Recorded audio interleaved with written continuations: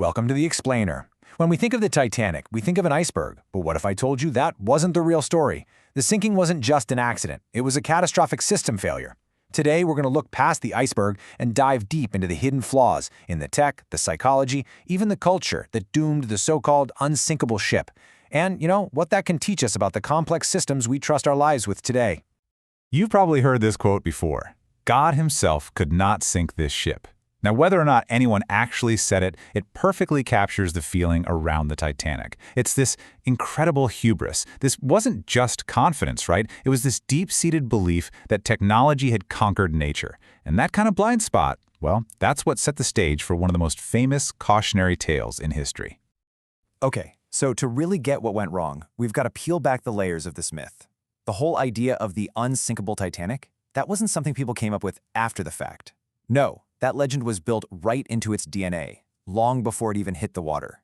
And believe it or not, that legend, it was one of the first critical flaws in the whole system. You have to remember the time this ship was built. It was an era of just massive ambition. The White Star Line was in this brutal competition to own the North Atlantic shipping route. And the goal wasn't just, to ferry people from point A to point B. It was a statement. It had to be the biggest, the fastest, the most luxurious. But lurking just beneath all that ambition were some really dangerous realities. Things like wildly outdated safety regulations and just this incredible economic pressure to deliver. And honestly, on paper, the ship was an absolute marvel of engineering. I mean, it was literally the largest moving object ever built by humans at that point. We're talking 269 meters long, over 52,000 tons. It was basically a floating city. And it had all this cutting-edge tech, like a double-bottomed hull and these 16 watertight compartments that were supposed to keep it afloat even if things went really wrong. So when a major maritime journal called it practically unsinkable, that wasn't just some clever marketing slogan. It became fact. People really, truly believed it. The technology just seemed so advanced, so foolproof, that the idea of the ship actually sinking was, it was almost laughable. And that belief, that sense of being practically unsinkable, created this incredibly dangerous false sense of security. All right, so let's get to the main event, the iceberg. Here's the thing. The iceberg wasn't the cause of the disaster. It was just the final trigger. The sinking of the Titanic was actually the end result of a long, long chain of failures. It was a total system breakdown. To really wrap our heads around this, safety experts have this great framework. They talk about two kinds of errors. First, you have active errors. These are the obvious mistakes, right? The stuff that happens right at the sharp end, like someone turning the wheel the wrong way. But the real danger, that comes from latent errors. These are the hidden flaws, the problems just waiting in the system for the right moment. Think of things like a company culture that pushes for speed over safety, or say completely inadequate regulations for lifeboats. There's a great way to visualize this called the Swiss cheese model. Just picture a stack of Swiss cheese slices. Each slice is a layer of safety, the ship's design, the crew's training, the regulations. Now, every slice has holes in it, right? Those are the errors, both the active ones and the latent ones. Usually, the solid parts of one slice will cover the holes in the next, but for a disaster to happen, all the holes have to line up perfectly. And on the Titanic, that's exactly what happened. It created a straight shot right through all the defenses, leading directly to catastrophe. I mean, just think about the missed opportunities here. On that one day, April 14th, the day it hit the iceberg, the crew got at least 7 different warnings about huge ice fields right in front of them. 7! And yet the ship never even slowed down.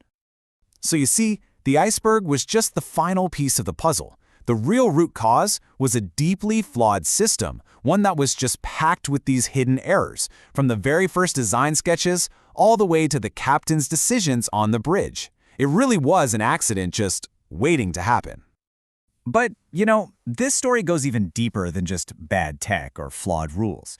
To really, truly understand the Titanic disaster, we have to look inside the human mind. We've got to talk about the psychology, the cognitive biases that let all of these errors happen to begin with. Okay, so researchers have a term for this, and it's called mental inertia. It's this powerful bias we all have. Basically, our past successes can lock us into these routine ways of thinking. We start taking our experience for granted, we see new information through the same old lens, and we completely fail to spot the signs of a real crisis until it's too late. And on the Titanic, this mental inertia was absolutely everywhere. You had the captain, whose long, spotless career created this deep-seated overconfidence. You had the wireless operators, who were so swamped sending messages for rich passengers that they just filed away the urgent ice warnings like they were no big deal. Even the people who designed the ship, they thought the lifeboats were just for shuttling people to another ship in a calm, orderly rescue, not for a full-blown evacuation of everyone on board. And this quote from Captain Smith himself from just a few years before the disaster says it all. "I cannot imagine any condition which would cause a ship to founder." His 40 years of experience hadn't made him wiser. It had made him believe that a catastrophe was simply impossible. His past success had become the perfect recipe for future failure. So once the iceberg hits and the ship's fate is sealed, the story takes a fascinating turn. The failure of the engineering system, the unsinkable ship, suddenly brings another powerful, invisible system into focus: human society itself. In the middle of all that chaos, a new question emerged: who gets to live and who dies?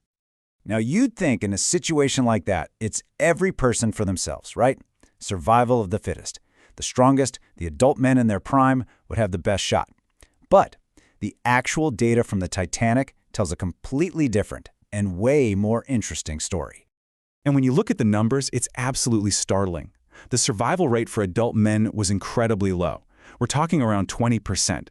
Meanwhile, for women, it was over 70%. And for kids, over 50%. It's just a huge, huge difference. So what does this tell us?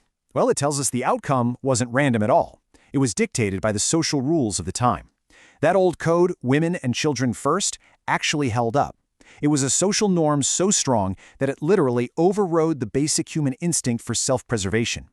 In the end, culture turned out to be a much more powerful force than brute strength. But there was another social system that played a huge role that night: class. It turns out the price of your ticket was a very, very good predictor of whether you'd survive. If you were in first class, you had over a 60% chance. But if you were down in third class, your chances dropped to just 25%. That is a massive difference. Now, this wasn't really a case of someone saying only save the rich people. It was more of a systemic problem baked right into the ship's design. The first-class cabins were up on the top decks, right near the lifeboats. They got information from the crew first. For the passengers in third class, who were stuck in a maze of corridors deep inside the ship, just finding their way to the boat deck was a life-or-death struggle. So yeah, this was all over 100 years ago, and it's really easy for us to sit here and point fingers. But the real question, the most important one, is what can we learn from all this? And maybe, more importantly, are we still making the same kinds of mistakes today? There's this trap we have to avoid called hindsight bias. Looking back now, the 7 ice warnings, not enough lifeboats, it all seems so painfully obvious, right? But what psychological studies tell us is that we are terrible at judging what people could have known in the moment. For the crew on that night, they weren't seeing the signs of a historic disaster. They were just seeing another routine trip across the Atlantic. And this brings us to a really fascinating, kind of counterintuitive idea called risk homeostasis. The theory is basically this: the safer we feel, the more risks we're willing to take. And that connects right back to that mental inertia we talked about. The crew felt they were on an unsinkable ship, so they felt safe. And that feeling of safety is ironically what allowed them to take the huge risk of plowing ahead at high speed through a known ice field. The very thing that made them feel safe encouraged them to be reckless. So that leaves us with one last big question to think about. What are our unsinkable systems today? You know, the ones we trust completely? Is it the complex financial algorithms that we assume can't fail? The global supply chains we think are unbreakable? Because maybe the greatest lesson from the Titanic isn't about ships and icebergs at all. Maybe it's that the most dangerous iceberg is always our own overconfidence.